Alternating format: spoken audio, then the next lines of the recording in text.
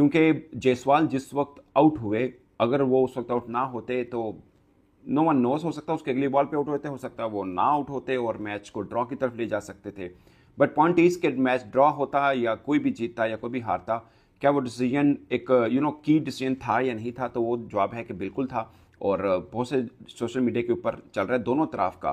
सुनील गावस्कर साहब ने कहा कि ये क्लियरली नॉट आउट था जो कि आउट दिया, और ये जो टीवी एम्पायर थे वो बांग्लादेश के हैं, और उसके ऊपर इंडियन फैंस बहुत शोर भी मचा रहे हैं कि ये एक कंट्रोवर्शियल डिसीजन दिया गया, एक नॉट आउट क्रिकेटर था और उसको आउट करार दे दिया गया, क्योंकि स्निकोमीटर के ऊपर एज नज़र नहीं आ रहा था, मगर टीवी एम्पायर ने फिर भी आउट दिया और फील्ड एम्पायर ने आउट नहीं दिया था। इससे पहले आईसीसी का जो रूल था कि आपको अगर फील्ड एम्पायर ने आउट नहीं दिया और आपको कंक्रीट एविडेंस नहीं मिल रहा है तो आप उसको आउट करार नहीं दे सकते हैं। बट यहाँ पर भी उनको शायद डिफ्लेक्शन थोड़ी नज़र आई, डिफ्लेक्ट हुआ, बॉल मुड़ा थोड़ा सा, इस बात पर उन्होंने आउट दिया, लेकिन स्निकोमीटर के ऊपर एज नज़र नहीं आ रहा था। और मुझे केएल राहुल का याद आ रहा है, वहाँ पे बॉल इतना डिफ्लेक्ट नहीं हुआ था, स्निकोमीटर पर एज नज़र आया था तब उनको आउट दिया था, और जहाँ पर स्निकोमीटर के ऊपर एज नहीं आया और तब भी टीवी एम्पायर ने उनको आउट करार दिया। मुझे लगता है कि हॉटस्पॉट को यहाँ पर यूज़ कर लेना चाहिए था, मतलब हॉटस्पॉट यूज़ होता है क्योंकि उसमें सब चीज़ें क्लियर हो जानी थी, तो इसके ऊपर कंक्रीट एविडेंस आ जाता। बट अमूमन आउट उस चीज़ के ऊपर दिया जाता है जहाँ पर कंक्रीट एविडेंस हो के बिल्कुल ठीक है। शायद टीवी एम्पायर को लगा कि बॉल डिफ्लेक्ट हुआ, थोड़ा सा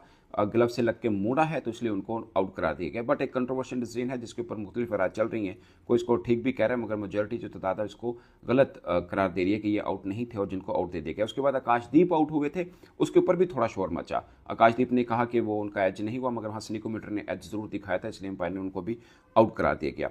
मगर इस टेस्ट को ओवरऑल आप देखें तो इसमें दो खिलाड़ी इंडिया की तरफ से नुमाया नजर आए हैं, एक जायसवाल, दूसरा जसप्रीत बुमराह। जसप्रीत बुमराह के ऊपर बहुत से लोग बात करें, बट जसप्रीत जायसवाल की बात करें तो बैटिंग साइड के ऊपर वो काम कर रहे हैं जो बॉलिंग साइड के ऊपर जसप्रीत बुमराह कर रहे हैं। अब पहला पर्थ टेस्ट आपको याद होगा 160 प्लस उन्होंने रन्स किए थे, उसके बाद थोड़े फीके हुए, और इस टेस्ट मैच की दोनों इनिंग्स में एक में 82 एक में 84 रन्स किए हैं।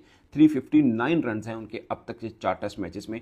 अगरचे ये भी बहुत ज़्यादा रन्स नहीं है, मगर ऑस्ट्रेलिया की बैटिंग इंडिया की बैटिंग लाइनअप को देखें तो मुझे लगता है कि इनकी एक डिफरेंट वॉरियर टाइप की बैटिंग रही है, और खासकर आज इंडिया की थोड़ी सी बॉडी लैंग्वेज जो थी वो ड्रॉ की तरफ जा रही थी। आप ऋषभ पंत की बैटिंग उठाकर देखें, उन्होंने 104 बालों के ऊपर 30 रन्स किए हैं, अगरचे फिर ऑकवर्ड शॉट मार के वो आउट हो गए।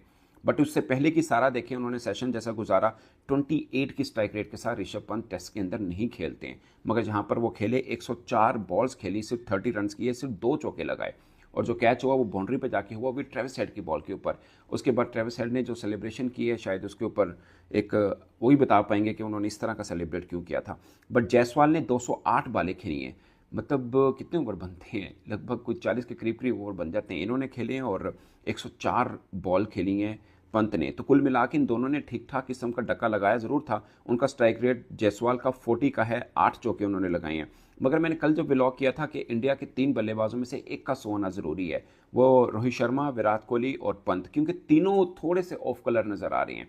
इन तीनों का सो आने का मतलब है कि एक बोनस पॉइंट था। लेकिन वो जो जायसवाल का इन्होंने आउट दिया वो आउट नहीं था, सीधी सी बात है, वो तो हर बंदा बात कर रहा है, वो पाकिस्तान में बातें हो रही हैं कि वो नॉट आउट था, अंपायर चिट्स पी हुई थी, अंपायर ने पता नहीं भंग पी के सोया हुआ था, ऑस्ट्रेलियंस चीटिंग कर रहे थे और टिपिकल चीटिंग हो रही थी एज यूजुअल जिस तरह ऑस्ट्रेलिया करता है। आजीज आपको पता है चीटिंग में नंबर 1 पे हैं, वो स्लैच करते हैं, वो चीटिंग करते हैं, वो आपको बैक करते हैं, गेम से बाहर करते हैं, वो उनकी ये चीजें हैं। लेकिन आप ये देखो कि स्वाय जायसवाल के किस बंदे ने टारगेट बनाने की तरफ कदम बढ़ाया, किसी ने नहीं बढ़ाया। सॉरी टू से बट इंडिया ने वो आज किया जो इंडिया अमूमनली करता नहीं है। मतलब हो क्या गया यार, रोहित शर्मा की कप्तानी में कुछ नजर नहीं आ रहा। न्यूजीलैंड सीरीज 3-0, ये आप बीजीटी एक किस्म की बढ़ गई, बीजीटी भी WTC फाइनल भी बढ़ गया, और डिसअपॉइंटमेंट।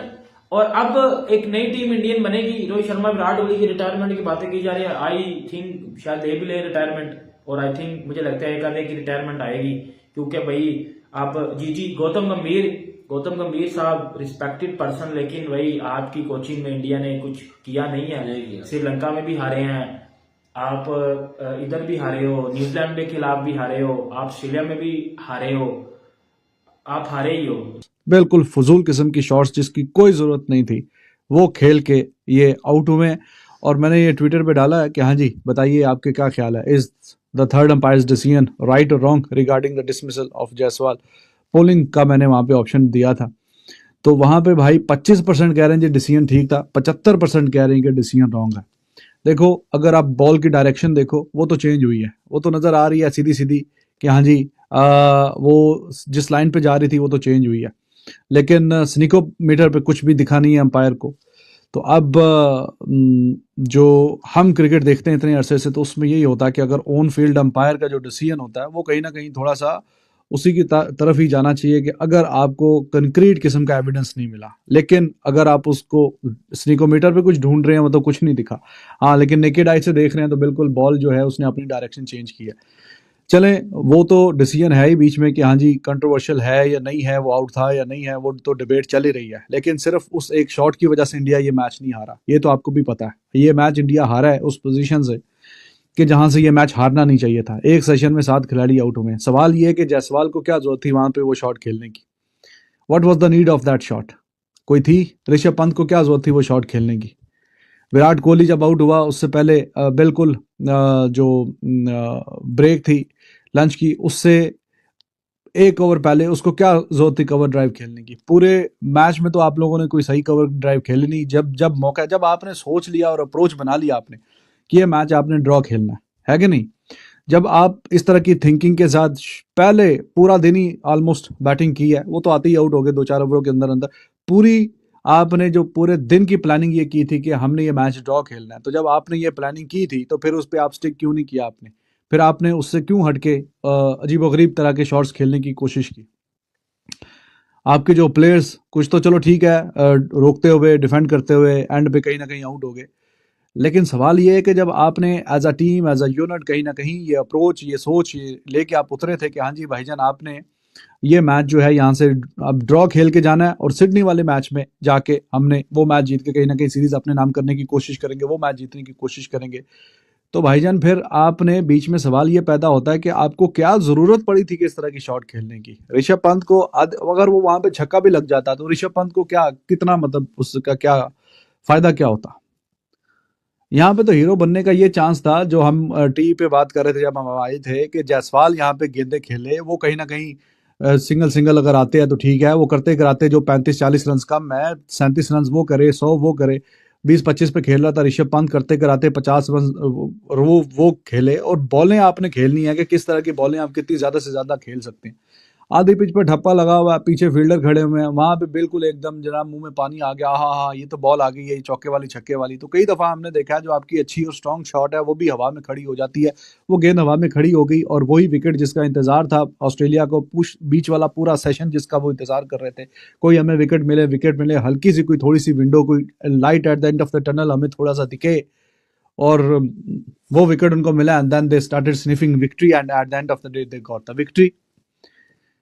जब आप अच्छे सेट होके खेल रहे हो, अच्छा अपने मिजाज से हटके खेल रहे हो, तो टीम के लिए खेल लो ना अपने मिजाज से हटके। वो तो फिर रवि शास्त्री, वो सुनील गावस्कर को जो पिछली इनिंग्स में बोला था, वो बात तो ठीक है, क्योंकि मेरी ऐसी आदत नहीं है खेलने की, मेरा ऐसा मिजाज नहीं है खेलने का। तो आपका मिजाज तो डिक्टेट नहीं करेगा ना कि आप जिस पोजीशन में है आपको उस पोजीशन के मुताबिक खेलना चाहिए।